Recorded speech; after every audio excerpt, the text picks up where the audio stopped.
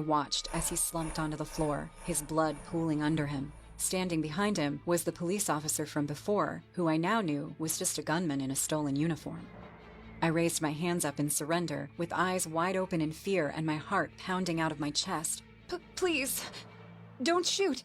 The gunman didn't even acknowledge my existence. He just turned his back on me, walked back to the corner where his box of donuts was, and continued eating with his pistol on the table. He took his sweet time eating those donuts. Over the course of 15 minutes, police cars came and parked outside the Dunkin' Donuts. The red and blue lights blared through the windows as a police negotiator spoke to the gunman through a megaphone. They seemed to think that the gunman was keeping me hostage, which I guess was kind of true.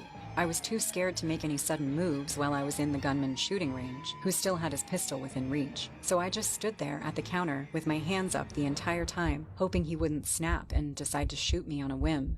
I only worked up the courage to speak near the end of his meal, when he was just finishing up the last donut in his box. "What are you doing?" The gunman popped the last donut in his mouth, calmly wiped himself with a napkin, and picked up his pistol. I thought that I was about to die.